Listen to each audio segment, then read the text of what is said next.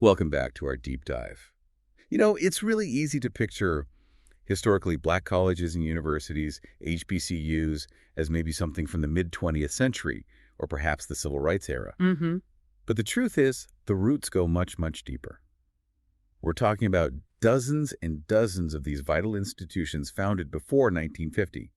Some stretch back well over 150 years. It's an incredible history, and when you think about the context, severe segregation, outright hostility in many cases, founding a college was, a monumental act. Absolutely. It wasn't just about classrooms and books. It was about self-determination, about carving out a space for opportunity where society was actively trying to deny it. Exactly. So this deep dive, it's really about exploring those origins. What were the initial missions? Who were the people driving this? It's fundamental to understanding the fight for educational equity in America. Right. So if you've ever wondered about the evolution of higher education in the U.S., or maybe the specifics of how these particular institutions battled for existence and impact, well, you're definitely in the right place. We've been digging through historical records, summaries, all sorts of accounts detailing HBCU foundations between roughly 1837 and 1950.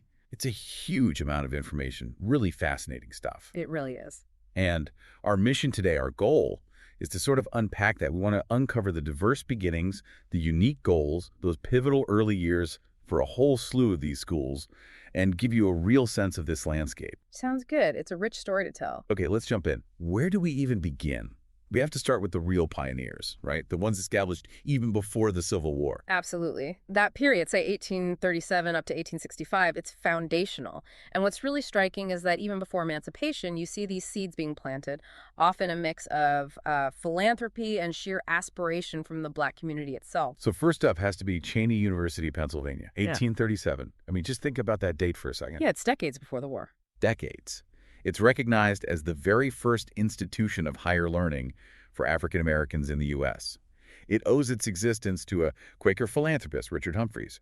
He saw the need, left money in his will specifically for this purpose. Right. And it started as the African Institute, then became the Institute for Colored Youth. The name changed over time, but that core idea was there from day one. What strikes me there, too, is the role of someone like Humphreys, a white philanthropist. It points to some level of collaboration, or at least shared understanding of the injustice, even that early on. It does, though we have to be careful not to overstate it given the times. But yes, individuals like Humphreys using their resources created openings where basically none existed. It thinks that those early, often overlooked cross-racial efforts. Okay, moving forward a bit, 1854, Lincoln University, also in Pennsylvania. This one marks another major milestone. The first degree granting HBCU. Exactly. Founded by Presbyterian ministers John Miller Dickey and Sarah Emlyn Cresson. Their goal was higher education, specifically liberal arts and sciences, for young Black men. It wasn't just basic skills. It was aiming higher.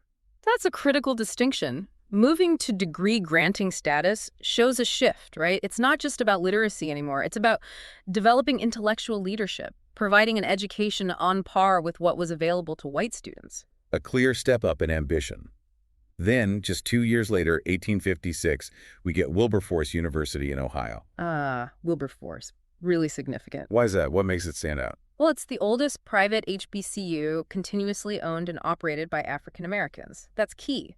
It was a joint venture initially between the AME Church, the African Methodist Episcopal Church, and the Methodist Episcopal Church, but the AME Church took full control later. And named after William Wilberforce, the British abolitionist. Right. And its initial focus was classical education and teacher training. That tells you a lot about the priorities, intellectual rigor, plus building the capacity to educate their own. That AME Church connection seems vital. Owning and operating meant they could really shape the curriculum, the environment, make it relevant. Absolutely. Agency was huge. And that focus on teacher training pops up again and again. It was about building the infrastructure for education from within the community. Okay, 1857 takes us west of the Mississippi, Harrisville State University. Yeah, in St. Louis. Its origins are a bit different. How so? It was started by the St. Louis Public Schools as a normal school, basically, a teacher training school. And it was the first public teacher education institution west of the Mississippi. Now, it wasn't exclusively for African Americans initially, but it played a crucial role.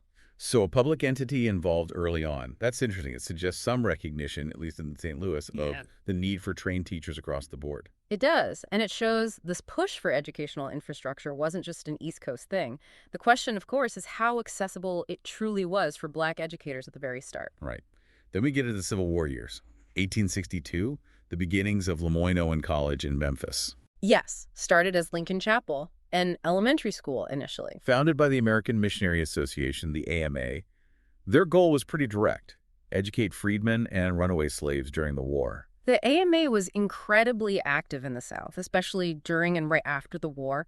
They established hundreds of schools. For Lemoyne-Owen, starting as an elementary school and evolving into higher ed shows that trajectory of meeting immediate needs and then building upwards. You can really see the direct link there, Yeah, the fight for freedom and then immediately the pursuit of education. it was fundamental. Knowledge was power, literally. Okay, so that takes us to 1865, the end of the Civil War. And suddenly, boom, a huge surge in the founding of HBCUs. Why then? What changed so dramatically?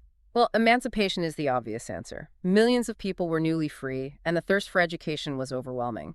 After generations of being denied learning, it was seen as absolutely essential for, well, everything: self-determination, economic survival, participating in civic life.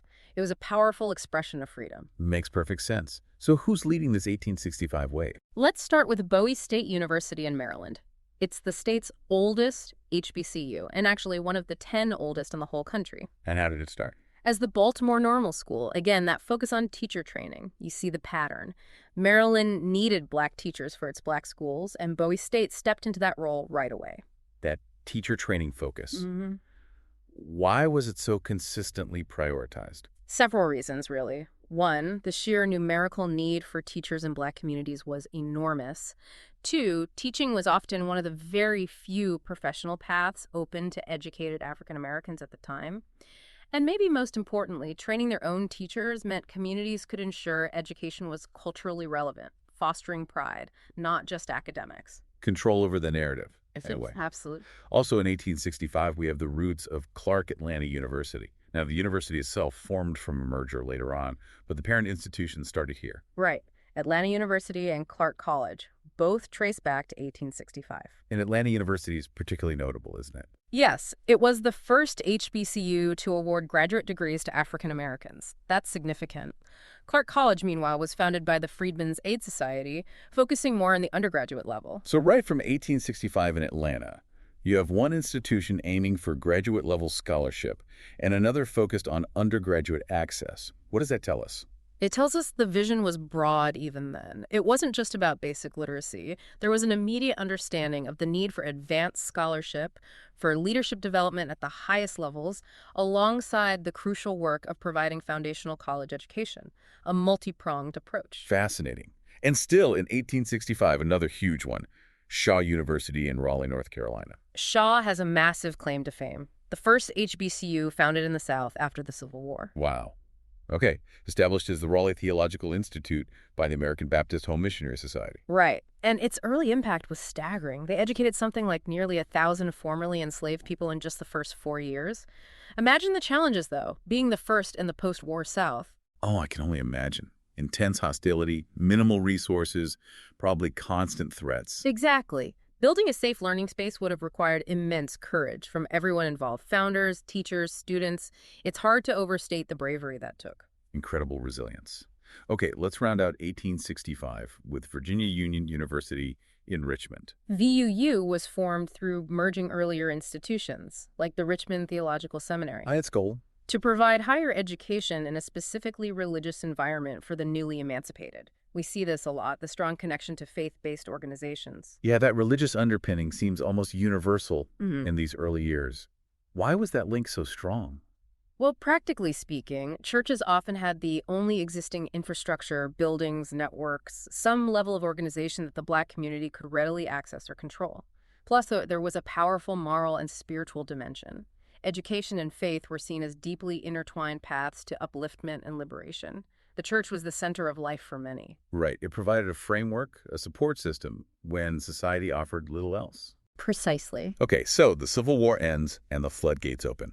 Let's move into that next decade, 1866 to 1875. What are the key trends we see? We see continued rapid growth, absolutely, but also maybe a bit more diversification. Institutions are solidifying, expanding beyond just teacher training or theology, forging distinct identities. Makes sense. Let's look at 1866, Edward Waters University in Florida.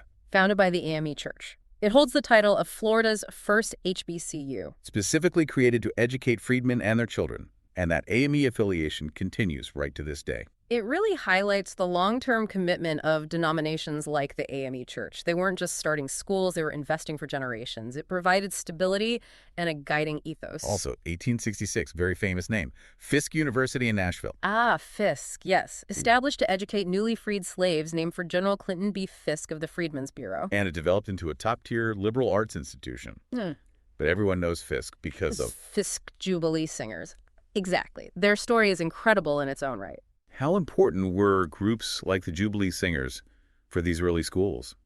Was it just about music? Oh, it was far more than just music. They were absolutely critical for fundraising. They toured the U.S. and Europe, raising enormous sums, essentially saving Fisk and other institutions from financial collapse.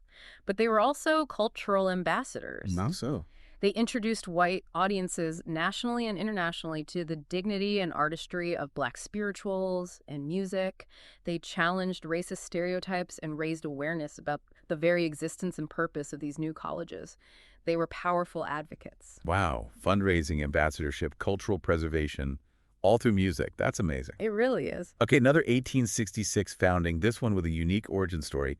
Lincoln University in Missouri. Yes, this one is remarkable. Founded primarily by African-American soldiers, veterans from the 62nd and 65th United States Colored Infantries of the Civil War. Soldiers pooling their money to start a school. Exactly. They started it as the Lincoln Institute. It's just an incredible example of self-reliance and foresight.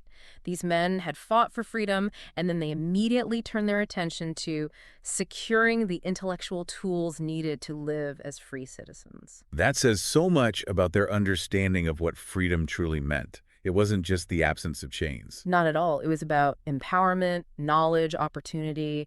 Their actions speak volumes. Also, 1866, down in Mississippi, we have Rust College. Right. Founded in Holly Springs.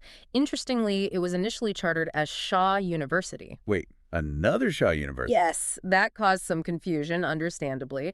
It was later renamed to honor Reverend Richard S. Rust, a prominent figure in the Freedmen's Aid Society. But it's one of the oldest HBCUs in Mississippi. Why the name changes and overlaps?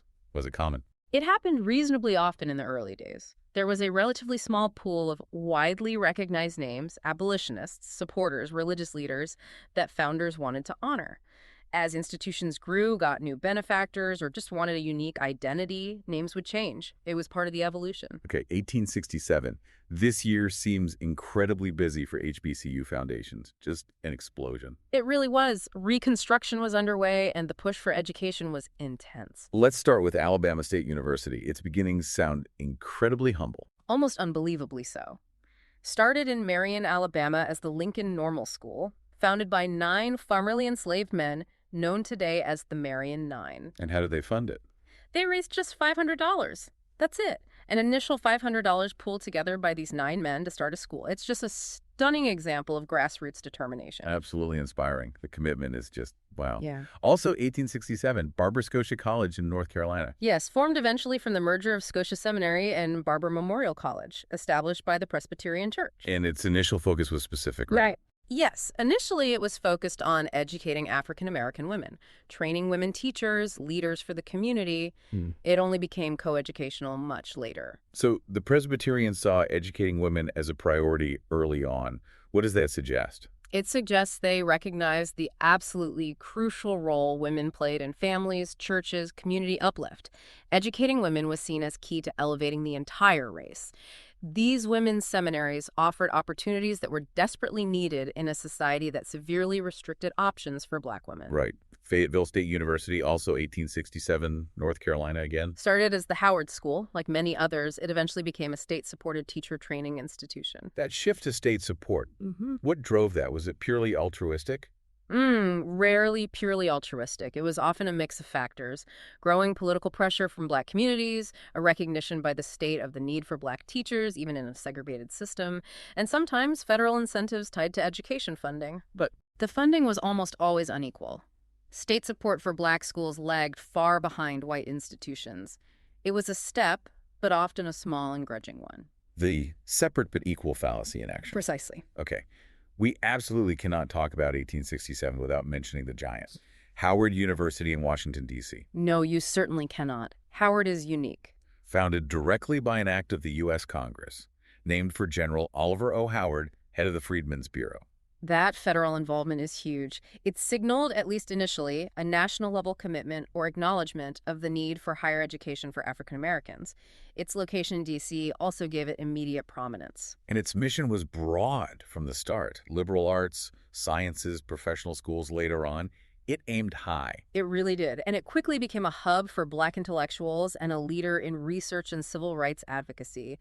Its impact is just immense. Okay, still in 1867, Johnson C. Smith University in Charlotte, North Carolina. Another Presbyterian founding, started as Biddle Memorial Institute. And its initial focus. Primarily educating Black men for the ministry, like we saw with some others. It was later renamed Johnson C. Smith after a major donation from Mrs. Jane Barry Smith in honor of her late husband. That focus on ministry keeps coming up. Why was training ministers so central? Because the minister was often the central figure in the Black community. They weren't just spiritual leaders. They were often community organizers, educators, political advocates, counselors. An educated ministry was seen as essential for guiding the community through incredibly difficult times. Okay, makes sense. And then also 1867, another incredibly well-known name, Morehouse College. Yes, originally founded in Augusta, Georgia as the Augusta Institute. Also focused on theology and education for Black men initially. Correct. It later moved to Atlanta and was renamed in honor of Henry Lyman Morehouse, a key figure in the American Baptist Home Mission Society, which strongly supported the school. Morehouse has this incredible legacy of producing leaders, Dr. King obviously, but so many others in various fields. What do you think is the key to that enduring legacy? That's the million-dollar question, isn't it? I think it's a combination of things. A rigorous academic environment, yes, but also a profound emphasis on character, leadership, service, and frankly, instilling a sense of responsibility to uplift the race. The Morehouse mystique, they call it. It's about fostering excellence and social consciousness in Black men. A powerful combination. Yeah. Okay, still in 1867, Morgan State University in Baltimore. Started as the Centenary Biblical Institute. By the Methodist Episcopal Church, again with that initial goal of training ministers. Yes. It later became Morgan College and then eventually Morgan State University, a public institution. So another example of that transition from private religious founding to state university status. What are the trade-offs there? Well, the big advantage of becoming public is usually more stable funding from the state, potentially lower tuition, making it more accessible. The potential downside can be less autonomy, more state bureaucracy, maybe political pressures that could dilute its specific mission or focus on the Black community. It's often a complex calculation for these institutions. I can see that. Also 1867, St. Augustine's University in Raleigh. Founded by the Episcopal Church. Their stated mission was very direct: educate freed slaves. Simple as that. Another example of sustained commitment from a religious denomination. Absolutely. These church affiliations provided not just money, but a moral compass and a supportive community structure. And one more for 1867, Talladega College in Alabama. Talladega has a powerful founding story, too. Established by two former slaves, William Savory and Thomas Tarrant, with support from the American Missionary Association. Founded by formerly enslaved men themselves. Yes. It's Alabama's oldest private HBCU. That act of formerly enslaved individuals founding a college. It just speaks volumes about their belief in education as the path forward. It's profoundly moving. Truly. Okay, let's move into 1868, Hampton University in Virginia. Known initially as Hampton Normal and Agricultural Institute. Founded by General Samuel Chapman Armstrong. And the name suggests its focus. Exactly. A dual focus on teacher, normal training, and practical vocational skills, agriculture, trades. This reflected Armstrong's particular educational philosophy, often called the Hampton model. We'll be back after a quick break. Hey there. Welcome to Good Advice Giver. First, we want to start by saying a massive thank you for tuning in today. Whether you're a long-time listener or you're joining us for the first time, we're truly grateful to have you here. We know you've got a lot of options when it comes to podcasts, so the fact that you're spending your time with us means the world. So thank you. That's right. We're excited to have you with us because here on Good Advice Giver, we cover just about everything. Whether you're interested in sports, relationships, sex, money, finances, business, Digital marketing, music, education, movies, comedy, or something else entirely. We've got it all. No topic is off limits here, and we dive deep into real, meaningful conversations that matter. We've also got a mix of male and female hosts, so you're always getting a well-rounded perspective on every topic we cover, from business strategies to personal development, from car shopping to digital products like affiliate marketing. We bring a little bit of everything to the table. Our goal is to offer advice, insights, and some laughs along the way to make sure you feel welcome and engaged, no matter what brought you here. And it doesn't stop there. We're not just about giving great advice, we're about action.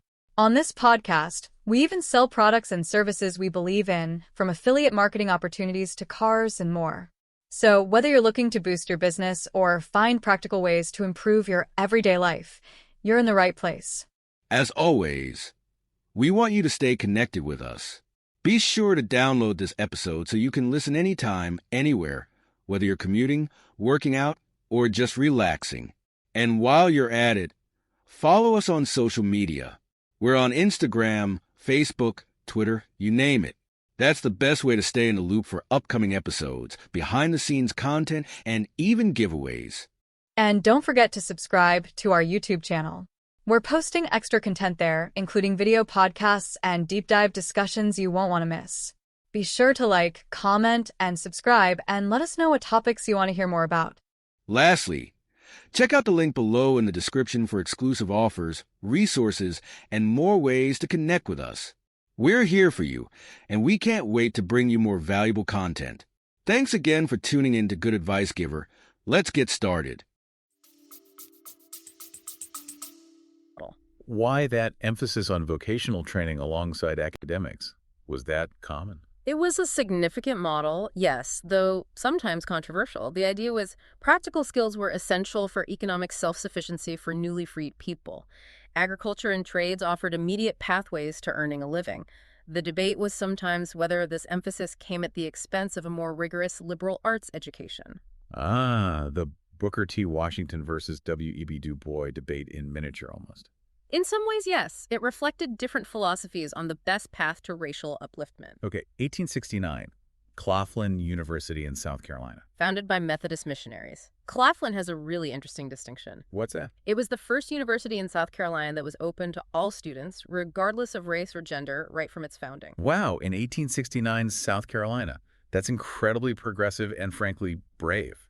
Extremely brave. It must have faced enormous pressure. But it set a standard, even if it was difficult to maintain in practice later on as Jim Crow laws tightened. It was a statement. A powerful statement. Also, 1869, the roots of Dillard University in New Orleans. Yes, like Clark Atlanta, Dillard formed later from a merger.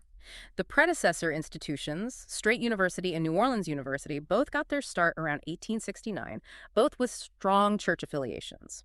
Why merge later on? What's the typical driver? Often it's about consolidating resources, strengthening academic programs, maybe achieving greater financial stability. By combining forces, they could potentially create a stronger, more comprehensive institution for the Black community in New Orleans. Makes sense. Okay, 1870, Allen University in Columbia, South Carolina. Another AME church founding, named after Bishop Richard Allen himself, the founder of the AME Church. That naming convention really anchors it in that specific tradition. Absolutely. It connects the university directly to the origins of the AME Church and its long fight for Black autonomy and uplift. It's highly symbolic. Also 1870, right there in Columbia, South Carolina as well, Benedict College. Founded by Northern Baptists, specifically Bathsheba A. Benedict, who provided the initial funding. Its purpose was clearly stated: to educate freedmen. So we see Northern Baptists, Methodists, Presbyterians, the AMA, Quakers. Why were these Northern religious groups so invested in Southern Black education? Many felt a strong moral and religious obligation after the Civil War. It was tied to abolitionist sentiments, a belief in the equality of souls, and a desire to help the formerly enslaved transition to freedom. They saw education as absolutely vital for spiritual, economic, and social progress. They had resources and organizational capacity that were desperately needed. Okay. 1871 takes us to Alcorn State University in Mississippi. This one's a landmark. Huge landmark. Alcorn was the first Black land-grant college in the United States. The first one, established under the Morrill Land Grant Acts, named after the Mississippi governor at the time, James L. Alcorn.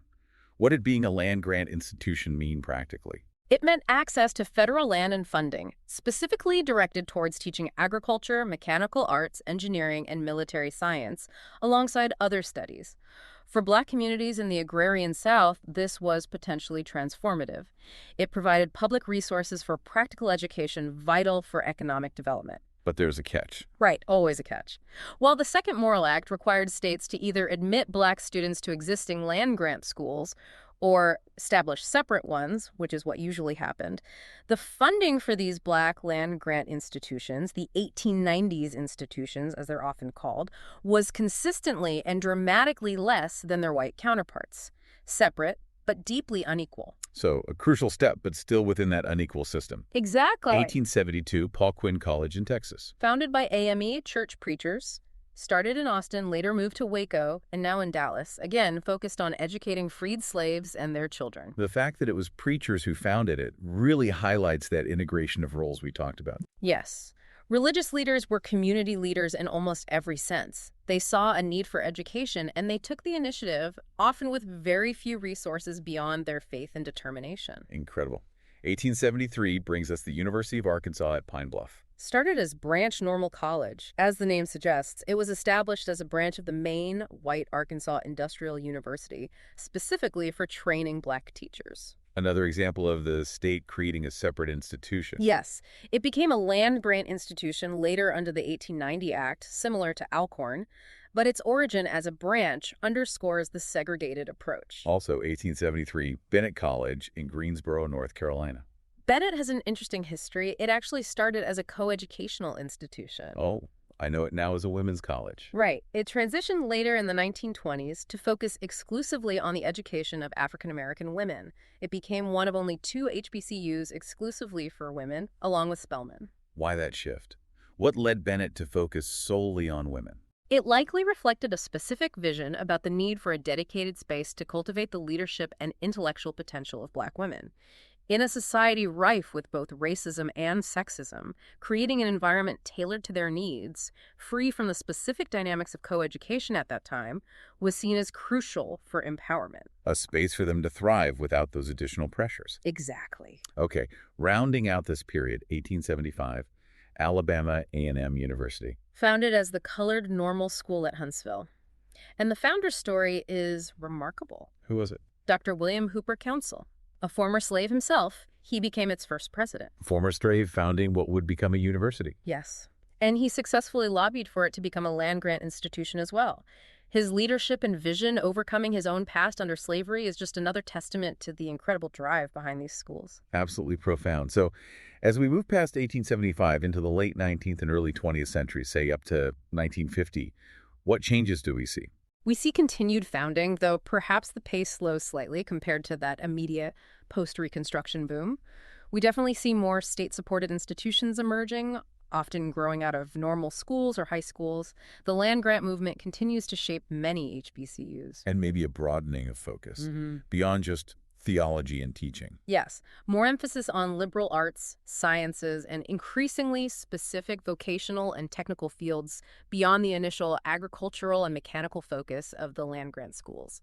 You also see junior colleges starting to emerge later in this period. So the landscape keeps evolving. Let's touch on some examples from this later era. We won't hit every single one. There's so many, but some key developments. Okay. For instance, 1876, Prairie View A&M University in Texas. Another crucial land-grant institution established specifically for African Americans. 1877, Jackson State University in Mississippi, starting as Natchez Seminary, founded by the American Baptist Home Mission Society. Again, that Baptist support. Right. It moved to Jackson later and evolved into a state university. 1879, Livingston College in North Carolina, founded by the AME Zion Church.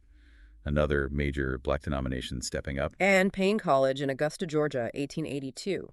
Interesting because it was intentionally founded as an interracial effort between Southern white Methodists and the Colored Methodist Episcopal Church, later CME. An explicit attempt at collaboration. How common was that? Less common than institutions founded solely by Black denominations or Northern white groups, especially in the Deep South by the 1880s. Payne's founding is quite noteworthy for that reason. Okay, 1880s. Spelman College, 1881. We mentioned Bennett earlier. Spelman is the other historically Black college for women. Yes, started as Atlanta Baptist Female Seminary, received crucial early funding from the Rockefeller family, hence the renaming to honor Laura Spelman Rockefeller. Like Bennett, it focused on providing rigorous academic and leadership training for Black women. And Tuskegee University, 1881 in Alabama, founded by Booker T. Washington. Tuskegee is hugely significant, embodying Washington's philosophy of industrial education, self-help, and vocational training as the primary path to Black advancement, very much in the Hampton model tradition, but arguably even more influential under Washington's leadership. That emphasis on industrial education was central there. Absolutely. Agriculture, trades, domestic science, practical skills for economic independence. Then you have schools like Kentucky State University, 1886, Virginia State University, 1882, Florida A&M University, 1887, all starting around this time, often as normal or agricultural mechanical schools, frequently with state support and land grant status. Exactly. The state role becomes more prominent, especially with the requirements of the Second Morrill Act in 1890, pushing for the creation of these separate land grant institutions if states wouldn't integrate. And into the 1890s, schools like North Carolina A&T State University, 1891, Delaware State University, 1891, South Carolina State University, 1896, Savannah State University, 1890, West Virginia State University, 1891. A lot of state-supported, often land-grant institutions founded in this decade. Yes, the 1890s were a key period for the establishment of the 1890 institutions, the historically Black land-grant universities. It really solidified that parallel system of higher education in many southern and border states. Moving into the early 20th century, say 1900 to 1950, we still see foundings like Elizabeth City State University, 1891, but developing significantly later, Grambling State University, 1901, starting as a private industrial school, North Carolina Central University, 1910, founded by James E. Shepard as a private institution initially, Tennessee State University, 1912, state-funded normal school. Right. Many institutions founded in this period started as normal schools or even high schools and gradually evolved into four-year colleges and universities over several decades. The path wasn't always direct. And you also start seeing some junior colleges emerge that later gain HBCU status, focusing often on vocational or technical training, like Coahoma Community College, 1949, or Gadsden State Community College's Valley Street campus, 1935 origin. Exactly. The landscape becomes more diverse, with different types of institutions serving different needs within the community, from two-year technical programs up to graduate and professional schools at the larger universities. It's just an incredible sweep of history. Nearly 115 years from 1837 to 1950, just packed with the creation of these institutions against incredible odds. It really is. When you lay it out like that, the scale of the effort is breathtaking. So looking back over this whole deep dive, all these foundings, these stories, what are the big takeaways for you? What really stands out?